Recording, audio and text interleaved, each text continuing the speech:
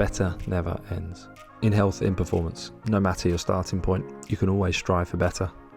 My name's Charlie Goodchild, I'm your host, and this is the Better Never Ends podcast. We've made it our mission to share with you the expertise and wisdom of role models and leading experts in their field, teaching us about how we can be better, telling stories about their journey to better, and inspiring you to discover yours. Okay, in today's podcast, we're welcoming Anthony Fletcher, aka Fletch, as per his Instagram handle. So I met Fletch last week, and he's a recent member of the Until community in central London. And we got chatting and certainly wasn't trying to bring him on the podcast necessarily, but it was such an interesting conversation. I thought, well, actually, I'm going to invite you on. So thank you. So we managed to get the dates all lined up, and here you are. So thanks for coming on. And as a result of me only meeting you recently, I don't know loads about you. So it'd be great. You told me your story the other day, but it'd be good if you could tell our listeners about your journey. It's a fairly almost convoluted in some ways, but actually when you tell it piece by piece, you can see some of the decisions and why you made them, and you're searching for where you're at now by the sounds of it. So yeah, tell us a bit about yourself and how you've ended up doing what you're doing now. Yeah, sure. So very long story. Basically came out of college with the idea that don't really want to go to university and have that sort of traditional route of education. So also couldn't because I can get the grades for it anyway. So I was thinking, okay, well, how am I going to get into doing what I love, which seemed to be at the time like biology. That was like my major passion, but it was like not insects and plants. It was purely human biology. Yeah.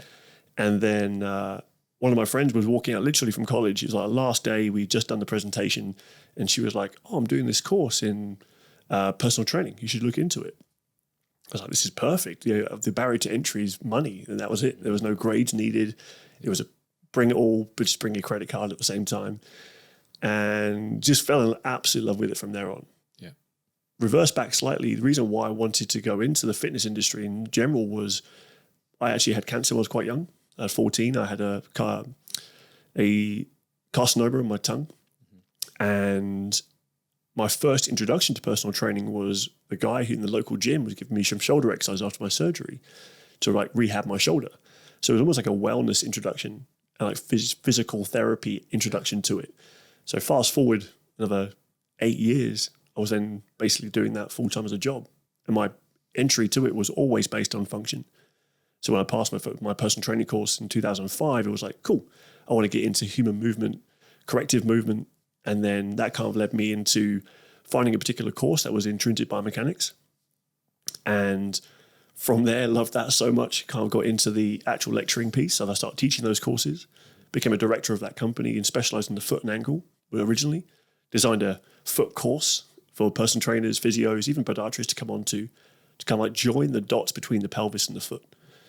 And then kind of stepped away from the lecturing side and kind of came into London with an idea of taking myself out of the educational piece and more on the delivery piece. Mm-hmm. So I wanted to get in front of people again, working with them, all the stuff that we were learning on the front end, being okay, how can we use this on people in a relative way, improving our concepts basically. And then off the back of that, wanted to actually work with some athletes. Yeah. And the everyday person who just on the weekends decide to represent our country, for example. So I was working with a couple of guys who were C-suite level in their job, but then also age group triathlon for Team GB on the weekends. And I started looking after more of their programming, not necessarily just the corrective exercise, but okay, what am I going to do on a Monday night at the track, for example? So I started looking after more of their overall training. Mm-hmm. And so I felt there's a missing piece to that. But I still didn't have an undergrad at this point. And so from there, it was like, okay, I'm wanting to get more into the physiology piece.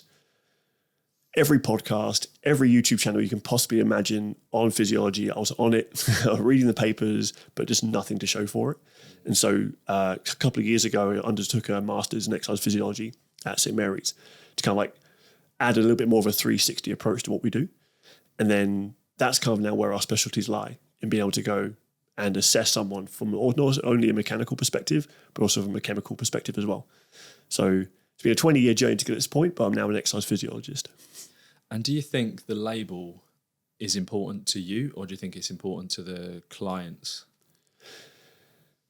Good question, actually. I actually was talking about this with my wife yesterday. I think it's more important to the clients than myself. Yeah. The information is out there. It's freely available. You can, like I was watching podcasts and then YouTubes.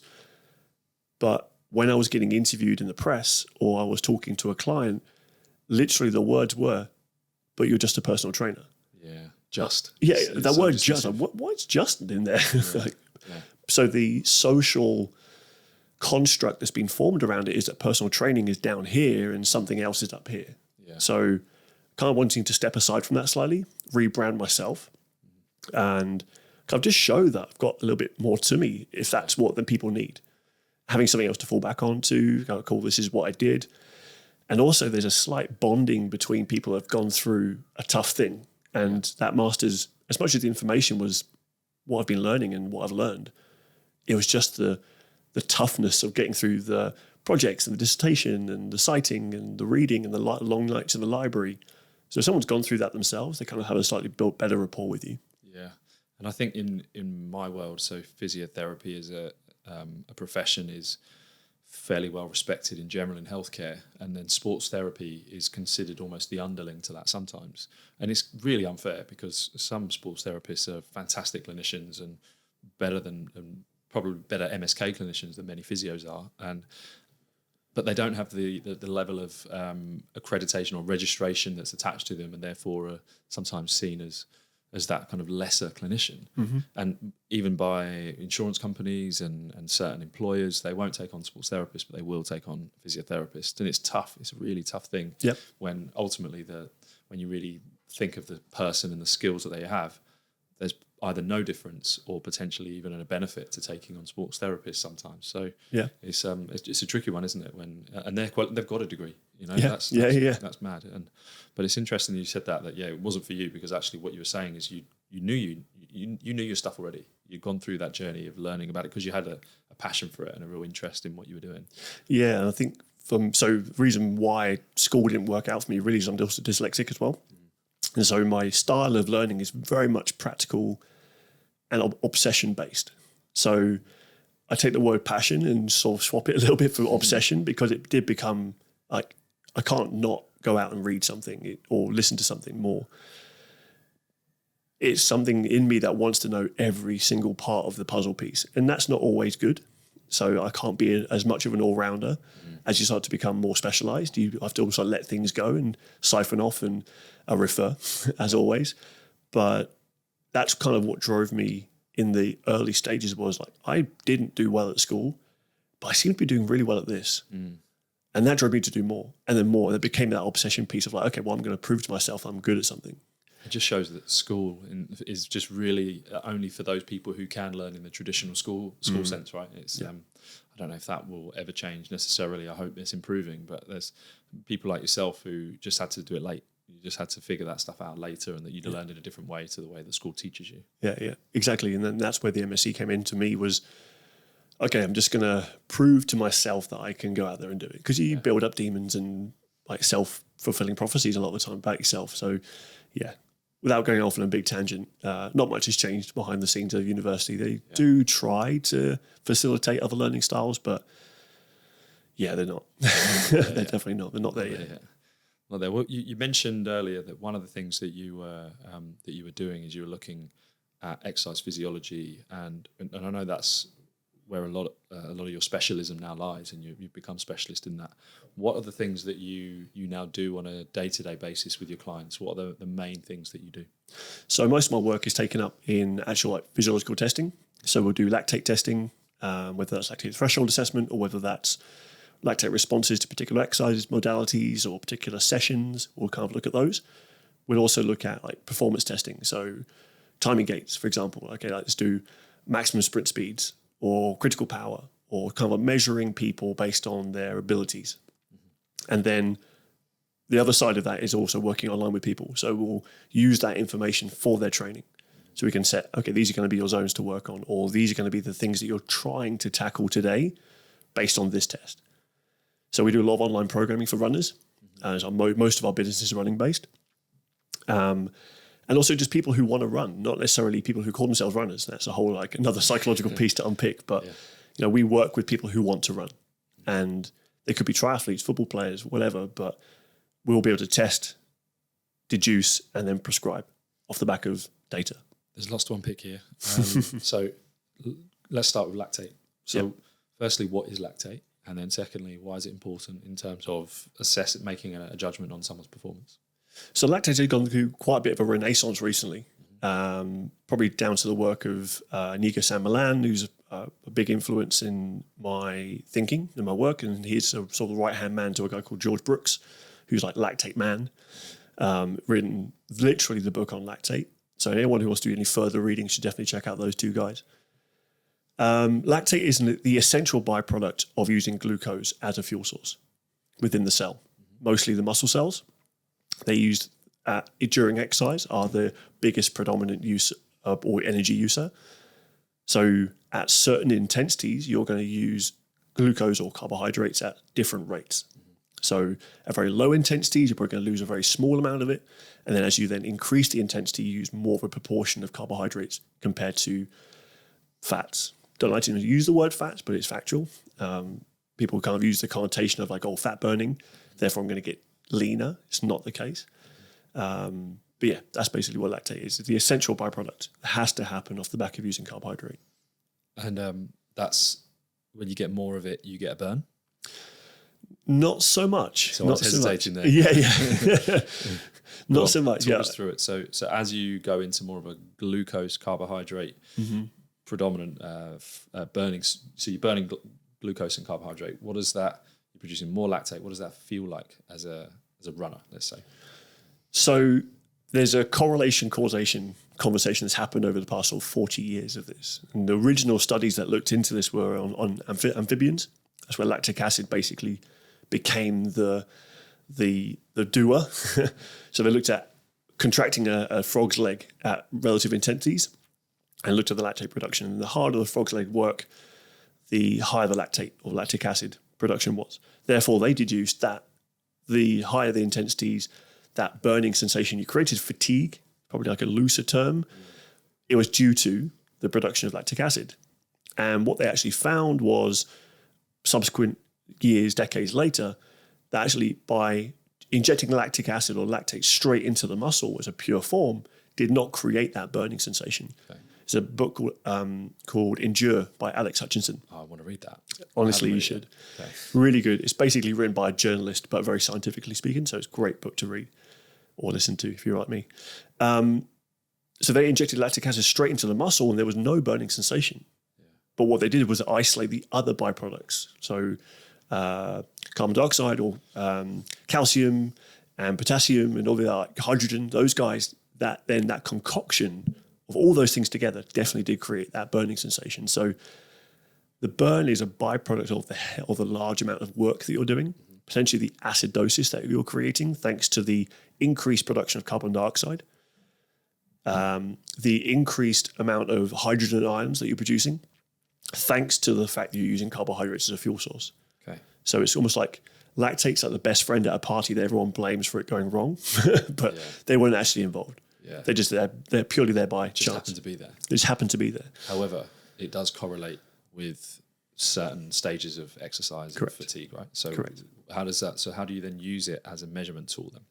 So we'll take a blood sample and we'll look at capillary blood as and the concentrations of lactate within the capillary blood. It's kind of like go back to what it is it's actually a primary fuel source for the body. So lactate is a fuel and it actually is maybe the preferred fuel if in high concentrations for the whole body.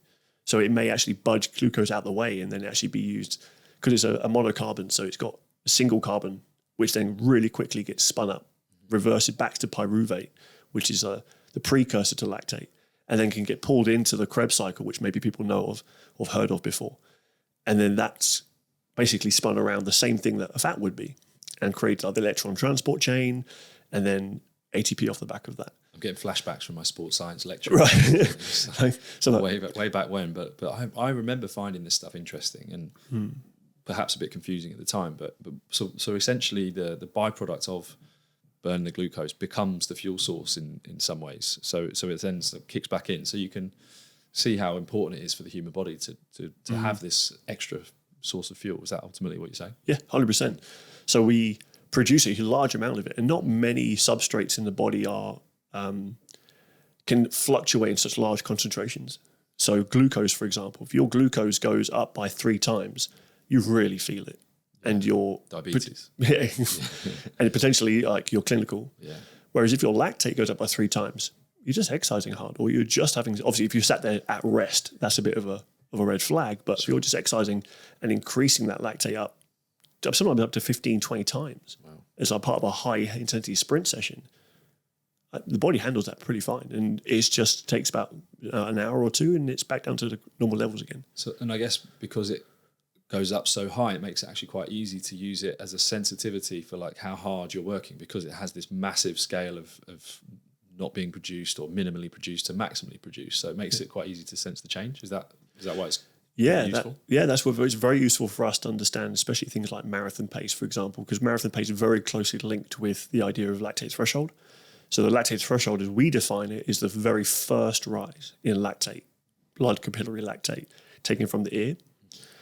And that basically is where, if I can try and like visualize it for people, is within like the round picture of a muscle cell. Within that, you've got a little tiny other cell called the mitochondria. It's got its own DNA, potentially even a completely different species we bonded with as part of evolution. I've read about this. It's really interesting. It's just insane. We wouldn't have existed until we created this symbiosis. So that mitochondria basically is where the energy is produced to a certain extent. Fats get pulled in, carbohydrates get pulled in, and they kind of go through this cycle, and then off the back of that, you create ATP. But lactate's got like a back door to that. So lactate actually is also broken down within the mitochondria too. This is Nico San-Milan's work and George Brooks. But that has a rate limit that it can do all of that work. So there'll be a certain amount of fat it can oxidize, there'll be a certain amount of carbohydrates and a certain amount of lactate, and everyone will be slightly different as to when they max out. Because you get some people who are just genetically cardiovascular beasts, right? They could just go and go and go. Mm-hmm. And you get some other people might be just power beasts, right? And they're just, or some people that just have to train so bloody hard just to be able to run 5K in 25 minutes. Yeah. So you're getting the ends of the spectrum and some of that you're saying is related to the amount of fuel the mitochondria can essentially metabolize. Yeah, exactly. So there'll be a spectrum of not only the mitochondrial density they've got, the mitochondrial size, but also the muscle fiber types that have those mitochondria within them. So like two extremes, like an elite marathon runner and an elite sprinter. It's likely, without any definitives, likely the elite sprinter will have less mitochondria, more type 2 or fast twitch fibers to create more power, velocity. And then it's likely that the marathon runner will have a higher density of mitochondria, less type 2 fibers, more type 1, even though it's a huge spectrum. Potentially, I think someone did map it out as in potentially like 2 billion different muscle fiber types, because there's such a blend between them. So I think it's nice to simplify it with like what type 1, type 2A and type 2B. It doesn't quite fit the reality. Doesn't quite fit the reality. Yeah, okay. And also you can move up and down the scale. So type 1, 2, 3, 4, 5, 6, up to 10 range of that can actually become more type 2As. Through training. Adaptation. Exactly. So I know that. Yeah, right. For myself. So I started off as a team sport power athlete and was always terrible at the cross country. It was near the back. Mm-hmm. And through having a family and various other things, I've decided I wanted to run or just realised I needed to run, should I say. Yeah. And through 4 years, I've become an endurance athlete, but not necessarily an amazing one, but through training, I can see the improvements that have happened. My body type has changed. I'm a bit less powerful and definitely better in endurance. So I can believe that. That's how it feels to me. And that could be those adaptations in their mitochondria. So your mitochondria, as from that training stimulus, could be starting to grow, get bigger. So therefore, they can fit more enzymes in the compartments of where the electrons are peeled off can get bigger. So it's called complex 1 is probably the first point of call where everything gets spun off. Electrons get thrown into like the green room of the mitochondria, and they're literally thrown through a revolving door where they bond with oxygen, and then suddenly that's where ATP is created. If you really break it down, it is insane the level of detail that we've created over evolution. I know. To be able to get out of bed in the morning. It really blows my mind. And that's kind of where my obsession came from. It's like, holy moly, like we've got so much going on underneath the hood that we've got completely taken for granted. Yeah, just to literally sit and be alive. Yeah. It is crazy amounts of work that's getting done under the skin. Yeah. Absolutely. And you speaking about how you might predict heart rate zone, or like paces for marathons and stuff, and some people now might be more familiar with heart rate zones as well. How accurate do typical off-the-shelf heart rate zone watches or straps, how accurate is that for calculating things like lactate threshold? Terrible. Personal opinion, terrible. Just because they're going to be set based on arbitrary numbers. So also you have to know your max heart rate in order for that zoning to actually happen. And how many people will know their max heart rate? Because you can predict it through the 220 minus your age. Yeah. But I don't know if I've ever been there personally. Yeah. I don't know if I've been to that. No, I can't get to that level. So my max heart rate's like 175 maybe that I've ever seen.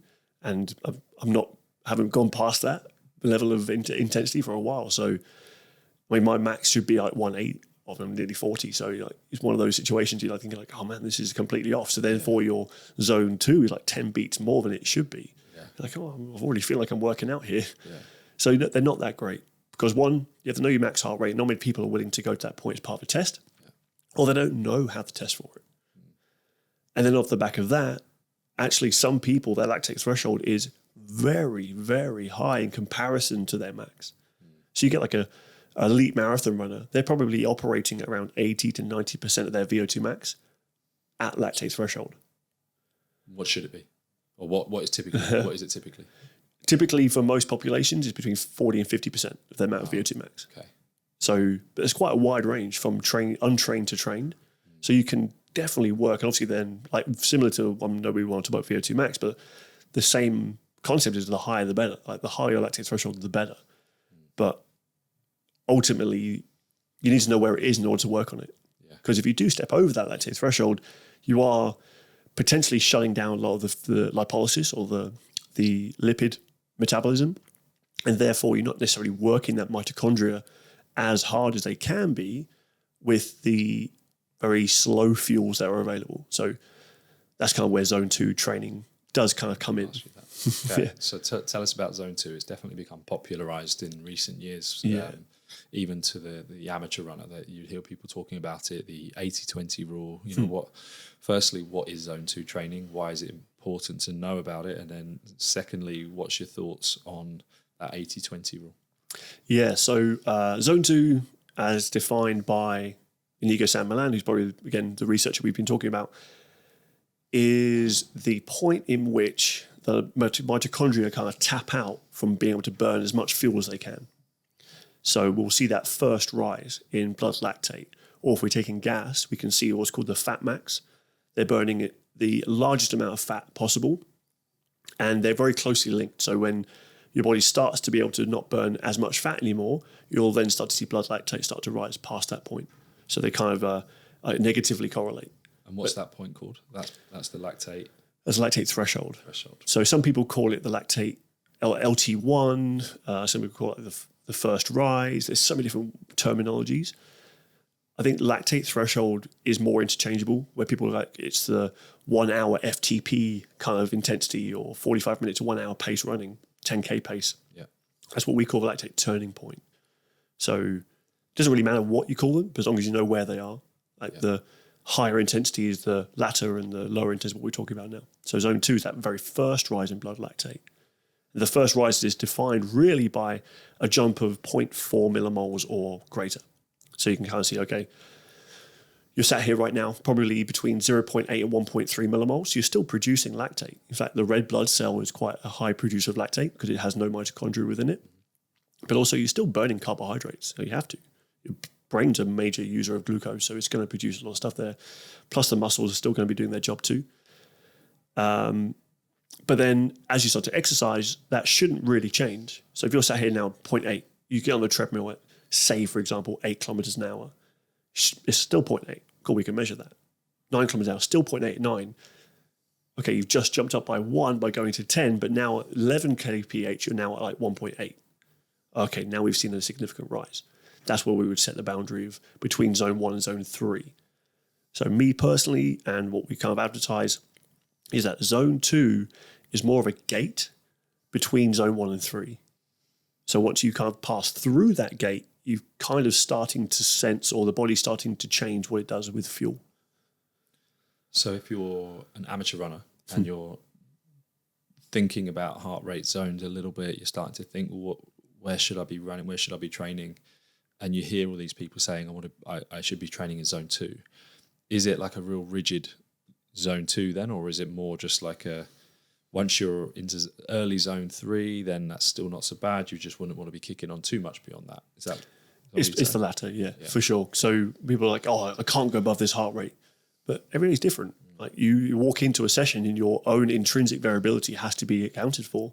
Like VO2 Max can fluctuate 5% day to day, let alone then heart rate responses to that. Like you slept, like family and so on, you got really bad night's sleep, your heart rate's probably going to be suppressed from that. You can't get into those zones quite as easily. So you're actually working out harder for a lesser heart rate. People are like, oh, I'm getting fitter. But you can feel it sometimes though as well, can't you? Yeah. You can feel it in a run. So I think it has become a bit obsessive for some people about looking at heart rate zones and being really strict on it. But actually, I think it's a more pragmatic approach. What you're saying is use it as a guide, and it's somewhere between 2 and 3 that you want to be spending that training in. And what about then kicking on into that next lactate? You said the lactate turn point. So I think this is what most people actually think is lactate threshold, or that's what they call it. So that's what some people would call the 10K pace. So what's your take on that? So it would be part of the same test for the lactate threshold. So we'll basically get people up running at certain speeds, and we'll test generally the whole spectrum. So the first rise is the initial onset of blood lactate. So you start to see that significant rise above resting levels. And then the second point is where you start to see an exponential rise in the curve. And that generally is where the mitochondria have kind of maxed out their capacity. Yeah. Lactate is spilling out of the muscle cell into the capillary network. That's the first rise that we're measuring. The second rise is where the other tissues in the body that are using lactate suddenly then max out. So the brain, the heart, the other fibers that are in the muscle next door or even up above in the upper body, they now can no longer use lactate at the rate that it's being produced. And we see basically a sinking effect where lactate is exponentially increasing, independent from speed.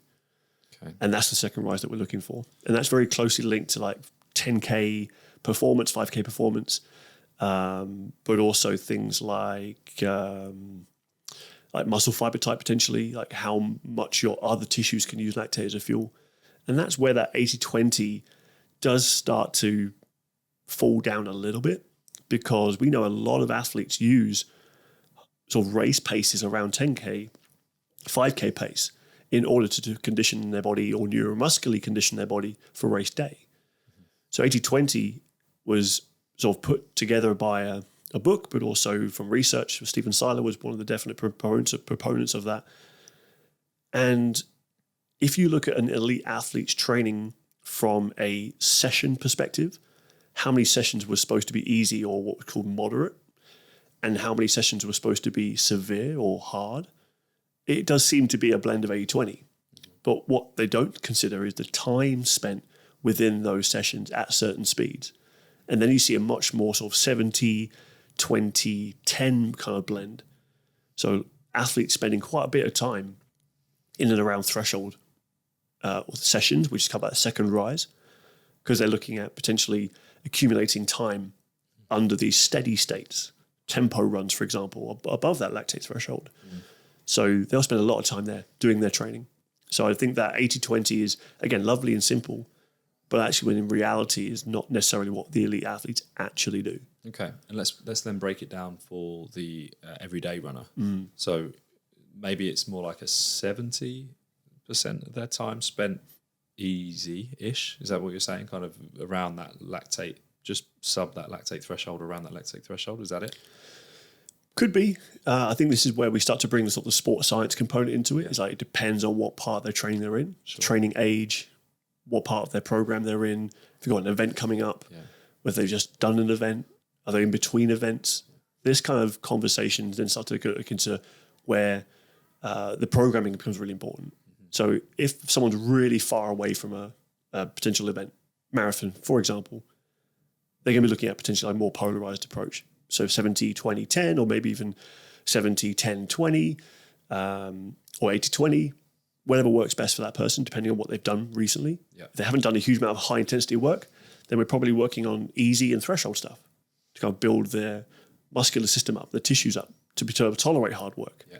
Sometimes you've got to train in order to train. Yeah, I totally get that point. And we could maybe come to the strength training benefits perhaps and what that brings you. But that's, I think sometimes people forget that. And I'm working with someone at the moment who was essentially sedentary for 10 years, but realised that he needed to, because of a problem, an injury, but then figured out the injury and then realised he wanted to get fitter, and now he's really obsessive about like all of it, but he really wants to know it, really knowledgeable now because he's self-taught, but he's having to take it pretty easy because his body just can't handle the volume and the intensity of training that he is now knowledgeable enough to apply to his life. So he's wise enough, I guess, and patient enough to say, okay, I'm taking it slow, but his body struggles with the intensity when he does what the science says he potentially should be doing. Yeah, and the brain adapts much quicker than the body does. And the fitness does as well sometimes even. Yeah. So when it comes to that sort of idea of like, what should I be doing, is like, as always, it depends. Annoyingly. It's becoming a common theme on this podcast about being comfortable in the grey and like it depends, and there's more of an art to the science than there is just applying the science for every single person off the shelf. So I think it's good to hear lots of people talking about that. It's the way I perceive things. But I think there's an art in the science, there's also an art in the coaching. So you can't have to be a double-edged artist in some fashion if you're looking at doing both. You've got to take the context with the science and how you do apply that paper to the person. And then you have to apply the person to the program. And I think this is what happens with experience, isn't it? And that's what you can't really, other than what you've just said, you almost can't really put your finger on what it is that you're doing differently at times. But when you look back on, or when you look at people who are more junior in their career, it's a bit more rigid. It's a bit more black and white. And it's only with time that you learn the grey and you learn to apply that for the person and the individual. Yeah, absolutely. And I guess the thing that you're using benchmarking for that individual for a lot of it, from what you're saying, is that lactate test, using the information from that. So what does someone go away with then? What knowledge they go away with from that lactate test? So we'll usually do like a profile. So we'll give them a simple graph that looks at tracking heart rate and lactate production. So they get two curves or one straight line and usually a curve. And off the back of that, we will set the zones for them and say, okay, this is where the first rise happened. This is where the second rise happened. And we'll then color code it based on their zones. We'll then prescribe, based on some linear regression analysis, you can look at what heart rate happened at that threshold. And we give context to what that heart rate could be on some days and take it with a little bit of pinch of salt, because heart rate changes, not only within the session itself. So you look at doing a 2-hour long run, for example. This is off that question slightly, but relevant. It's like, sat down with a client after the test and go, okay, right, this heart rate here, don't take it too seriously. After the first 10 minutes or so, cool, little check. Okay, I'm in the zone. And then I'm going to ignore heart rate off the back of that and just use how does it feel. Because if you just train to heart rate only, you'd get slower and slower and slower over that 2 hours because your heart rate's going to naturally climb thanks to, it's called cardiac drift. Because generally your blood volume is decreasing thanks to sweat. Like your sweat is your blood plasma. So as you start to lose blood volume, your heart rate will have to work a bit harder to get the cardiac output the same, to get the oxygen to the muscle. But then also things like respiratory muscles and other muscle fibers fatiguing are going to require higher levels of blood volume to continue the work. So if you just train to heart rate, you're going to get slower as the session goes on. But when you're looking at lactate production, then any significant rises over that 2 hours, we've done with Olympian, we've measured the fact that when does fatigue kick in for them? Okay, let's cut the session there now because we're starting to overkill slightly. Keeping the pace the same, lactate production is the same up until a certain point, then bang, we cut it short there. It's really interesting because that's something I've observed in my own heart rate response. And I've always, I probably don't quite know enough about it to be strict on heart rate zone anyway, but I've definitely noticed that cardiac drift. I didn't know it was called that. And now I can kind of get it. And in future, I don't think I'll be so worried or curious about it. I just know, okay, that's just going to happen. I'm in the right. I'm at the right pace. I can just carry on for now. And then there's definitely another limit that happens later, which is probably that fatigue that sets in. And you probably, if it's a training session, you're done. If it's a race, you're going to have to stick at it and grind through it. Exactly. And I think that's the difference between one, training indoors and outdoors, but also training versus racing.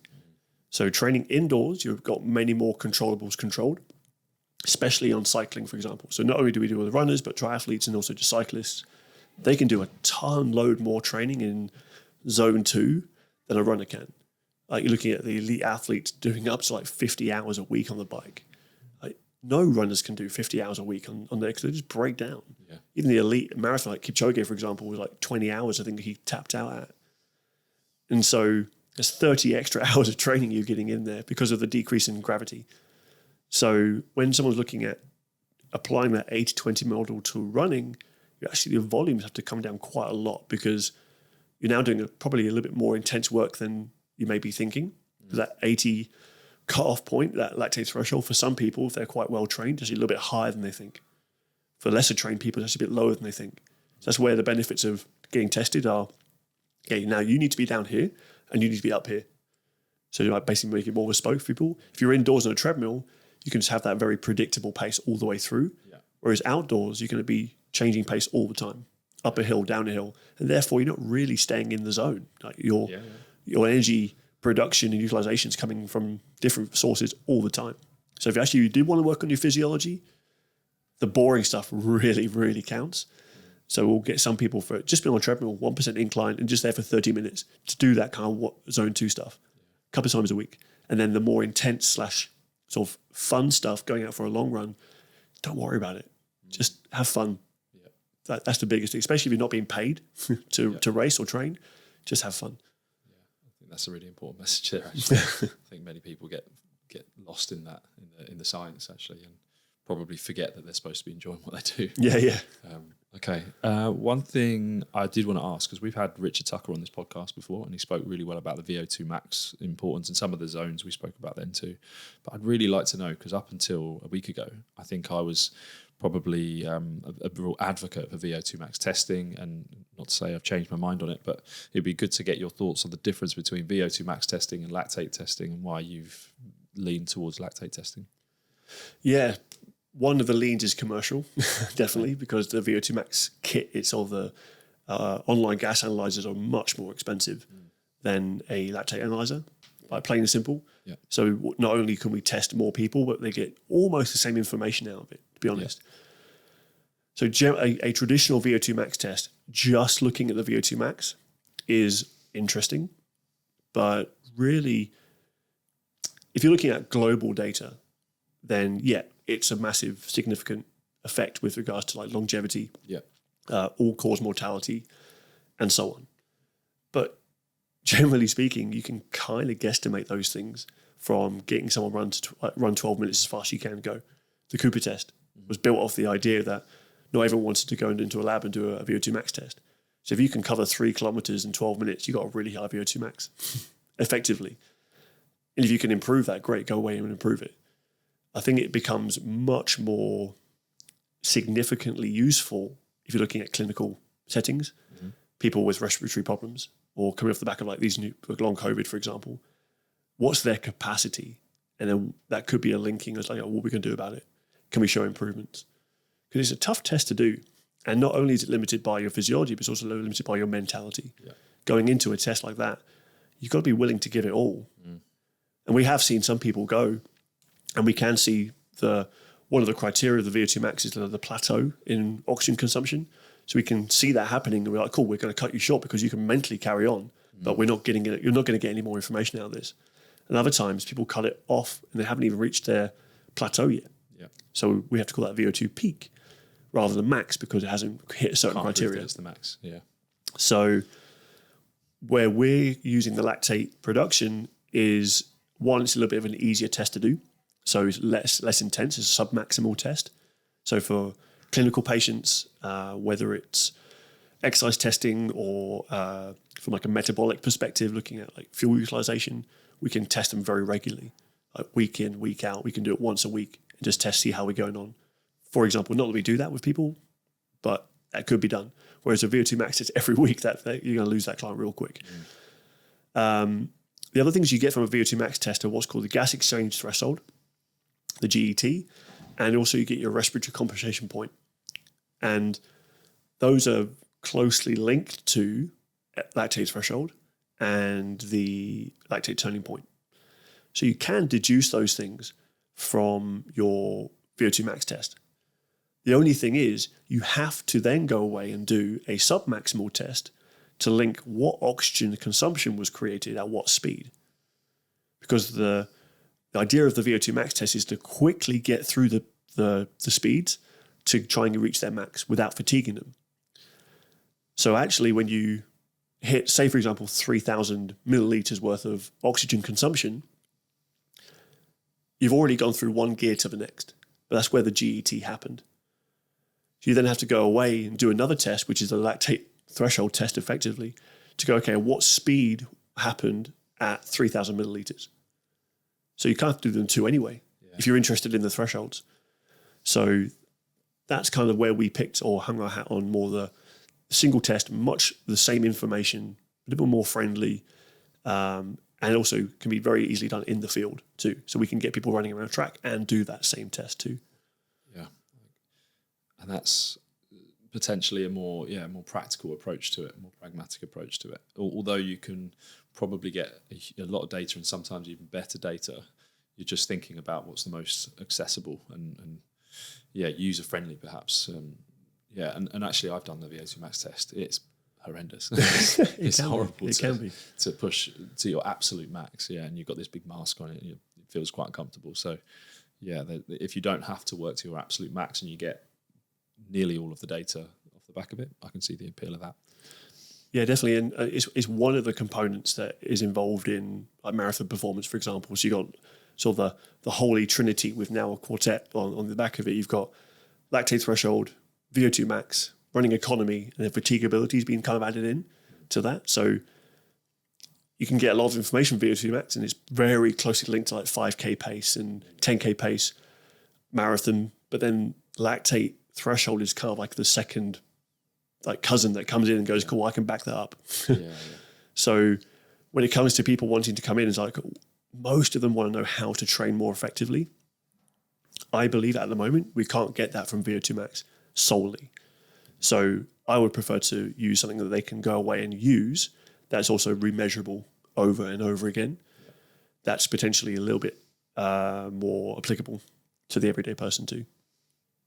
And one of the other things that's applicable to that everyday person, and something we touched on earlier, was not just running, but also working out in the gym and training. As a coach, how do you tend to broach those conversations? How do you program that into an everyday runner? I think more people are open to the strength side of things now. And the most resistance comes from the people that have run for 2 decades. Yeah. So the 20-year veterans that are just doing their thing and it's worked for them. Very reluctant to make any new changes or throw things into the mix because ultimately they don't want to not run. And so strength training, the correcting of the DOMS sensation, they just kind of like, cool, that stop me from running for 2 days. I'm not going to do that. So with those people, what we're trying to deliver is maybe like microdosing style of training. So after their run, they'll just go into the gym and do some isometrics, for example. So get under the bar, push up into the rack, hold it out for 20 seconds, rest for a minute, 2 minutes, 3 minutes, and then want to do it again. Really small doses of the strength. So when they walk away, they're like, I feel okay. But it's still giving them some form of effect in order to go, I see it now. Exactly. Exactly that. Time under tension, starting to build that in. There's some really good research into the tendon response from load.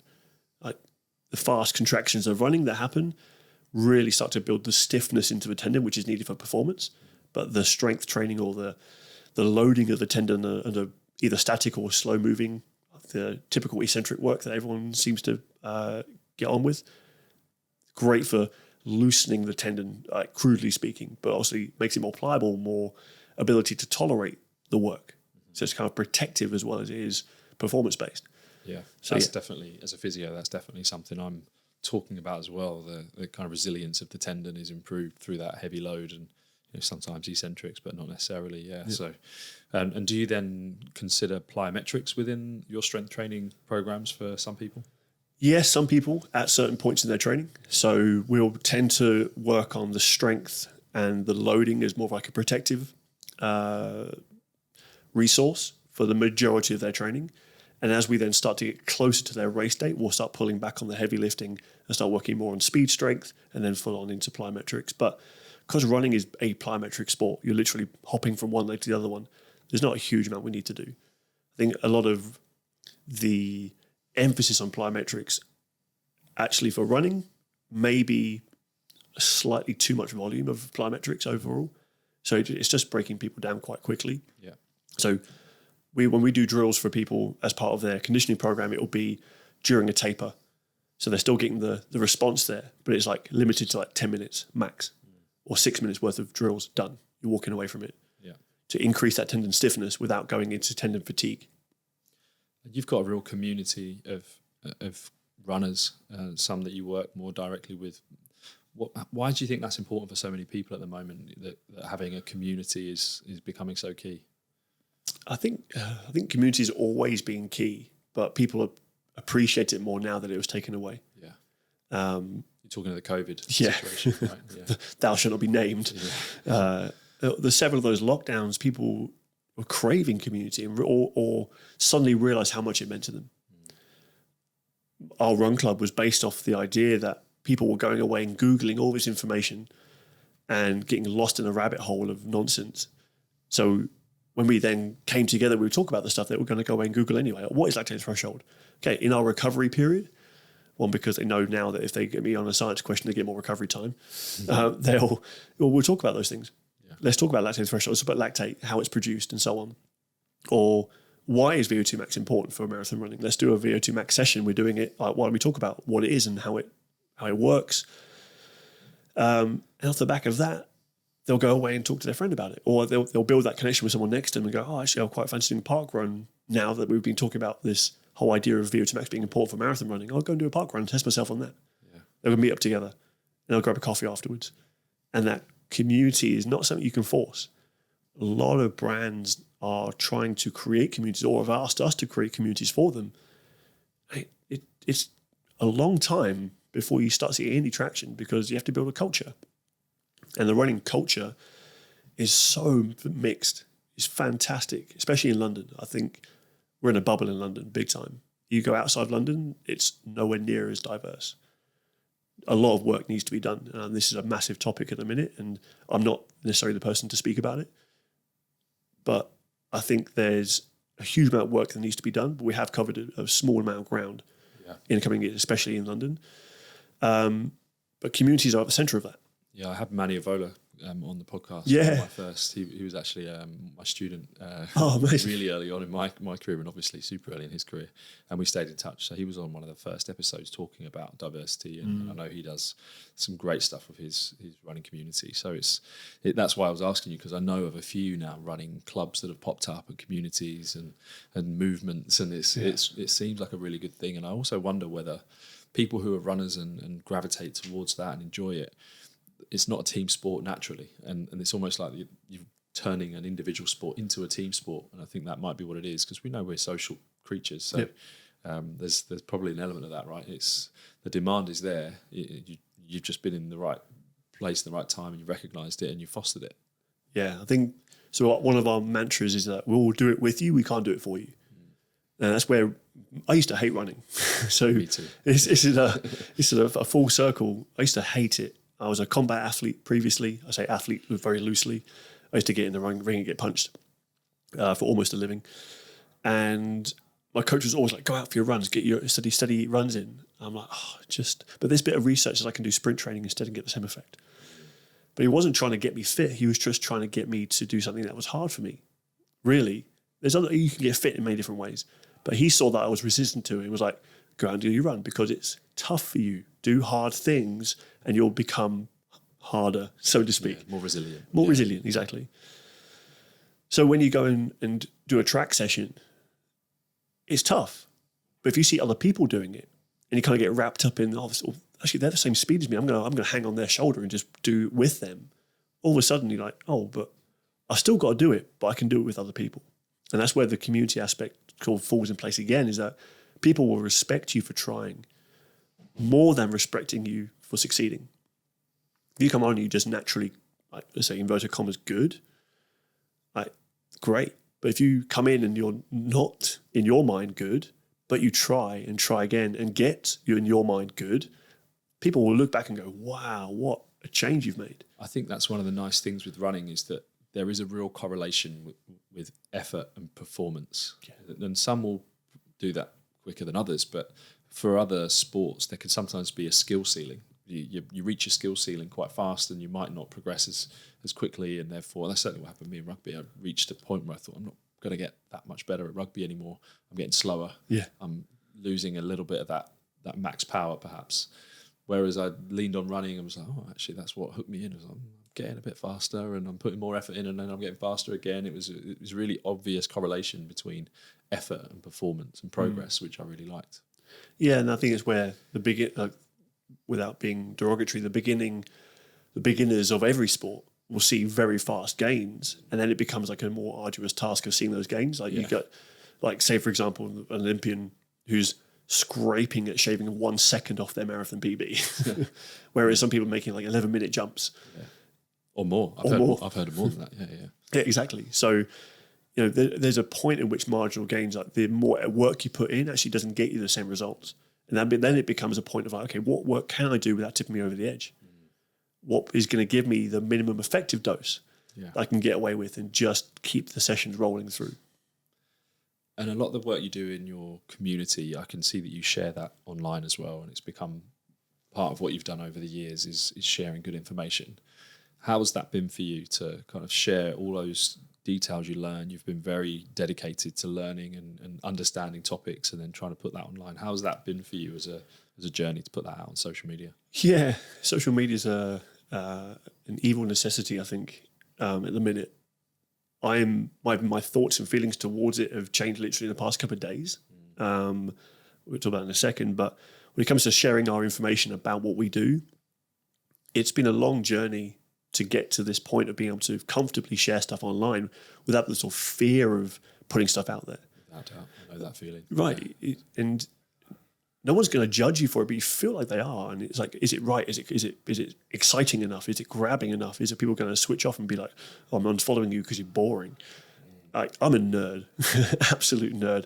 So I can talk about all this stuff all day, but people were like shutting off, like, okay, Fletcher, shut up.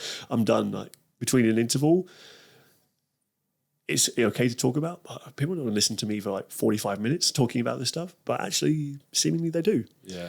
So the past couple of days, my shift has been that I'm just going to put stuff up on my personal, and obviously we're going to choreograph it or put some more tailored information on the business profile, but I'm going to try and create more than I'm consuming and keeping a check on that. So rather than just me mindlessly scrolling through stuff and comparing myself against other people and what other people are doing because they've only been in it a couple of years and kind of grown up with this culture of sharing and putting stuff up and making it look a certain way, I'm just going to put stuff up and just see what sticks for myself and enjoy it. Because actually picking up my phone and thinking, am I going to create something? No, I'm going to put my phone down then. It's quite liberating. I think that's a really nice balance to have. And, you know, when I was first thinking about putting stuff on social media, it was 2019. And, you know, at this stage, I was 8 years into my career. I was starting to feel more confident with what I was doing. But I just had this feeling that there was more to give. I thought that the one-to-one physio was great, but how can I share a bit more of what I was doing to not just potential clients, but, you know, other physios as well, sharing knowledge. And I'd used Twitter a fair bit when I first graduated, but in the end, I thought Twitter was actually full of hate, and I just thought it was a bit mean, and I maybe ended up just moving away from it because I felt like it was more about trying to prove how much you know rather than just a more open sharing of what you do know. And I think I know the person you're talking about as well. And I, you know, there's some good people on there, but yeah, I just ended up getting put off by it. And then I just got this urge come back again. I need to share some stuff. I feel like I want to go on a bit of a journey with it. But that first post, wow, felt so scary, felt so intimidating. But what if no one likes it? What if I end up like getting people tell me it's wrong and all these things. And actually, you put it out there and you probably only got 100 followers. So So and only 4 of them saw it. Only 4 of them saw it, and they were all your best mates. And they went, yeah, it's great, well done. Exactly. So no one really cares. It's like tumbleweed just goes and you think, oh, okay, it wasn't that bad. And then you go again and you learn, you just keep going, you upgrade, you just do a little bit more. And then before you know it, you've got a bit more of a following and you start to create some more engaging content. People are actually engaging back. People that you don't know are engaging with it. And now I really like the fact that I'm providing a resource of information, whether it's right or wrong, is open to interpretation. So I don't mind that anymore. I'm not as worried about it. But there was this bit where I had to realise going out of my comfort zone into this fear zone was okay, because that's where learning is and growth is. And once you get that, you've got a bigger comfort zone. So it's been the same for all of them. So for social media, for podcasting, for speaking in front of cameras, for starting a business, all of that has happened. And now I'm similar to you. I'm recognising that I would like to put a bit more content out there, but trying to be a bit less worried about what it looks like and just put a bit more there. So, and thankfully I've got someone who can look after some of our content, Brian, who's looking after. Big up, Brian. Who can make it look a bit prettier than I can make it look, and it takes some of the stress away from me, because otherwise I ended up overthinking it and spending too many hours on stuff that doesn't matter. So it's interesting that we're both similarly minded there, and probably picked it up later in our lives, whereas you're right, some people are now just growing up with it and just it's been literally on their doorstep for the past 10 years. They don't know a world without it almost. So the filming in public is still one of those things of like walking down the street holding your phone up because I'm talking to camera. I'm literally bouncing from one place to another all the time. So if I don't do that, I don't put anything up. So now it's coming to overcome that fear of like, well, either I don't put anything up or I overcome that fear. So it's just going to be like, okay, walking down the street of the tube, I'm going to go quickly film something, just telling people like what I just did and what I've done. Kind of like bringing it back to 2018 when you used to take a picture of your lunch and post it. 25 of your mates are like, oh, it looks like a great salad or whatever. But kind of bringing it back to that human connection piece and people getting to know you. That's where I'm sort of like starting to guide it. That's really nice. And we're coming towards the end of the podcast now, and I've started a new tradition as of today. I'm going to be asking everyone, what does Better Never Ends mean to you? I think it's a trajectory. So we've starting to be bombarded with the idea that 1% better every day is like the target. And I know I can't be 1% better every single day. I'm going to be bad one day. But my trajectory, where I'm aiming for, is better. So I think it's Better Never Ends is the idea that you're always working towards something, but being realistic in the fact that actually some days you might not be as good as you were yesterday. And being okay with that.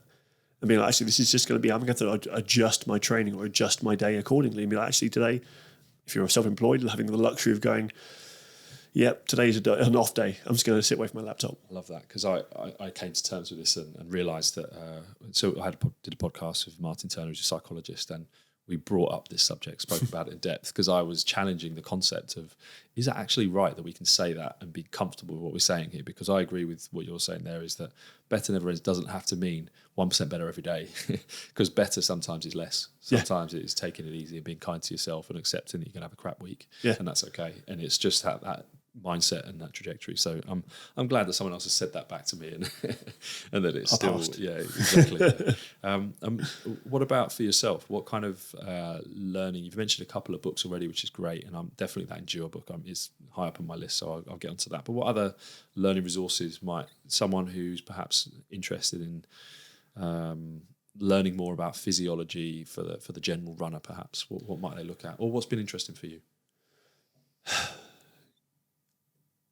The past couple of years, I haven't read a huge amount outside of research, just because of doing the MSc. But I think my favourite book of all time, which is probably I think where people should start, and then off the back of that, more recently, a book called Peak Performance by Brad Stolberg and Steve Magnus. Completely epitomises what we're talking about here, in that idea of what is better, what do the best people do and actually do in order to become who they are. So definitely recommend that book. We actually interviewed Steve for our run club. He was a attempting to become a 4-minute miler. And his story around that is fantastic. So he's a really nice guy. And then, so I definitely recommend that book. The Endure book is definitely up there as well for more like psychology of sport. So it's 100% there. And then more recently, just for podcast content, definitely looking into Peter Attia's interview with Inigo San Milan. Okay. I love Peter Attia's stuff. His book is fantastic. His Outlive book's brilliant. And that's one I'd recommend, actually. Outlive is sensational. So I haven't listened to that podcast, so that's one I'll It's quite an old one now. He's done two. One was like an original. He did rebroadcast that second again because it was so popular. Yeah. And then did a sort of update. And they go into the zone 2 on a much deeper level. But also it kind of looks at, because Inigo San Milan, not only is he a researcher, but he's also a coach as well for Teddy Pogacar, who's a UAE team. He's just moved over to football now, actually.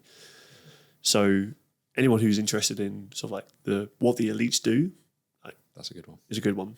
He's very much more on like the lots and lots of low intensity, and then once a week or maybe once and a half a week go hard with sort of like 4-4, like with Peter Attia's got in his book. Yeah. I think there's many more ways to peel a carrot than just 4-4, but it's a great resource. And how would someone get in touch with you, Fletch? What about if someone wants to learn a bit more about you, or book in for a session perhaps, or work with you as a coach? Where would they find you? So our website's probably the best point of call. You've got www.onetrack.club, and that's where all of our, because we've got 4 or 5 other coaches who work with us on there. So all of our physical run club sessions. We also offer a virtual run club as well, where people can dial into a Google Meet and we'll talk them through a run. So a bit like a group class, but I'm coaching you. I'm not focused on my own fitness. I'm just sat there coaching you through yours.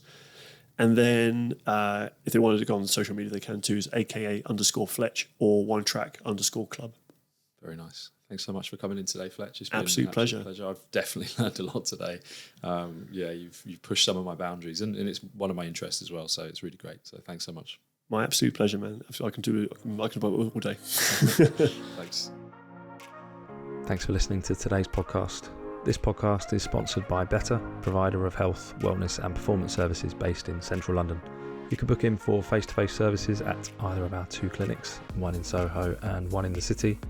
You can also follow us on Instagram at Better Never Ends, or head over to our website for more information about the clinics or the podcast at www.betterneverends.com. And of course, if you want to send us an email with any feedback, questions or suggestions for future episodes, then email us on podcast@betterneverends.com. And finally, thanks to Brian Long for editing the show. Without him, it's absolutely no doubt in my mind that these would never have seen the light of day. And it will allow this podcast to continue on for as long as I'll keep recording them. So thanks very much, Brian.